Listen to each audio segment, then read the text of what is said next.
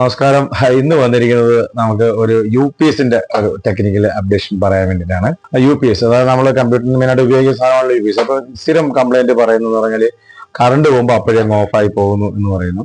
അപ്പോൾ അതിന് ആദ്യമേ ചെയ്യേണ്ടത് നമ്മളിത് ചാർജ് ചെയ്യാൻ ഒരു ദിവസമെങ്കിലും നമ്മൾ ഈ പ്ലഗ് ഓൺ ചെയ്തിടണം. നമ്മൾ ഇത് ഓഫ് ചെയ്യാനേ പാടില്ല. ഇടിവെട്ട് അങ്ങനത്തെ ലൈറ്റ്നിങ് പ്രോബ്ലം ഒക്കെ വരുമ്പോൾ മാത്രം ഓഫ് ചെയ്താൽ മതി. അല്ലാത്ത വർഷം നമുക്ക് ഇത് ഓൺ ആയിരിക്കണം. അപ്പൊ ഇത് ചാർജ് ചെയ്യാത്തത് കൊണ്ട് പലപ്പോഴും ബാക്കപ്പിന്റെ ഒരു വിഷയം ഉണ്ടാവാറുണ്ട്. ഫസ്റ്റ് നമ്മൾ ആദ്യമേ അത് ചെയ്യണം. അതിനുശേഷവും ഈ കംപ്ലൈന്റ് ബാക്കപ്പ് റിപ്പീറ്റ് ചെയ്യുകയാണെങ്കിൽ നമ്മൾ അതിന്റെ യു പി എസിന്റെ ബാറ്ററി മാറണം. അതെങ്ങനെയാണ് നമ്മൾ മാറുന്നുള്ള കാര്യം ജസ്റ്റ് ഒന്ന് കാണിച്ചു തരാം. യു പി എസ് ബാറ്ററി മാറുന്നതിന് വേണ്ടിയിട്ട് ആദ്യമേ നമ്മൾ U P S battery plug കൊടുത്തിട്ടുണ്ടെങ്കിൽ പ്ലഗ് ഓഫ് ചെയ്യുക. അതിനുശേഷം നമ്മൾ എന്ത് ചെയ്യുക, ഇതിന്റെ ബാക്ക് സൈഡിൽ 4 സ്ക്രൂ ഉണ്ടാവും.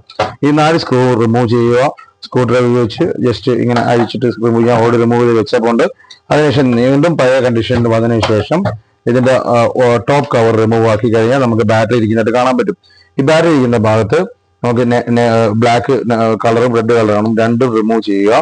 ഇത് ഈസി ആയിട്ട് നമുക്ക് ഊരാൻ പറ്റുന്നതാണ്. റിമൂവ് ചെയ്തതിന് ശേഷം പുതിയ ബാറ്ററി ഇട്ടതിന് ശേഷം നമുക്ക് ഇത് റീകണക്ട് ചെയ്താൽ മതി. റീകണക്ഷൻ കൊടുക്കുന്നതിന് മുമ്പായിട്ട് നമ്മൾ ശ്രദ്ധിക്കേണ്ട കാര്യം, ഇതിന്റെ കറക്റ്റ് നെഗറ്റീവും പോസിറ്റീവും മാറാൻ പാടില്ല.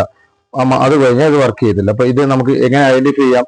അതിന്റെ കളർ കോഡ് നമുക്ക് ഇതിനകത്ത് കാണാൻ പറ്റും. കളർ ഇൻഡിക്കേഷനകത്ത് കാണാൻ പറ്റും. അപ്പൊ അത് കറക്റ്റായിട്ട് പൊസിഷൻ ചെയ്യണം. പഴയ പോലെ തന്നെ സ്ക്രൂ ഇട്ട് ടൈറ്റ് ചെയ്ത് കഴിഞ്ഞാൽ നമുക്ക് E P S battery easy ആയിട്ട് മാറാൻ പറ്റുന്നതായിരിക്കും.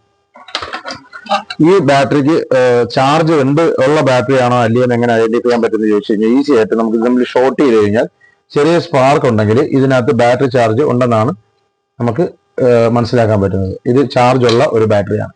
ഇതുപോലുള്ള ടെക്നിക്കൽ വീഡിയോസിനായി നമ്മുടെ ചാനൽ ലൈക്ക് ചെയ്യുക, ഷെയർ ചെയ്യുക, സബ്സ്ക്രൈബ് ചെയ്യുക. വീണ്ടും അടുത്തൊരു വീഡിയോ കാണാം. Tata, bye bye.